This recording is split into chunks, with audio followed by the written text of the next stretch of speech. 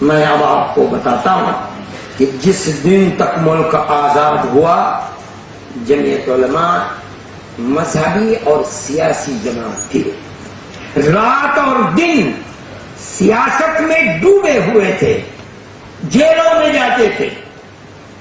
میں حضرت مدنی کی بات کہتا ہوں کہ 80 سال کی زندگی ہوئی ہے، کم و بیش 10 سال جیل میں رہے ہیں، یعنی ہر 8 سال جیل میں رہے ہیں۔ اس کا مطلب یہ ہے کہ ایک ہفتے میں ایک دن زندگی کا جیل کے اندر گزرا۔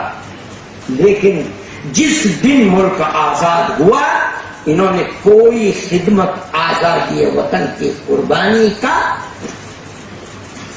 پھل حاصل کرنے کے لیے نہیں لی تھی۔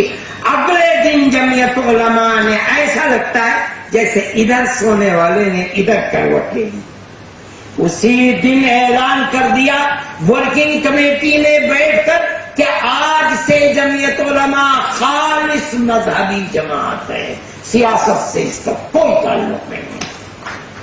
میرے بھائی کیا مطلب ہے؟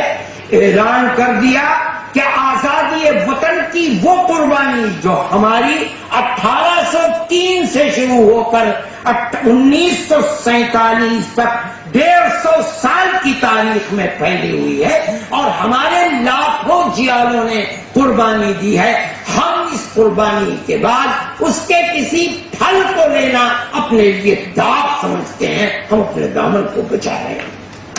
مقصد پورا ہو گیا، اب پھل وہ کھائیں جو کھانے والے ہیں، ہمیں کسی چیز کی ضرورت نہیں۔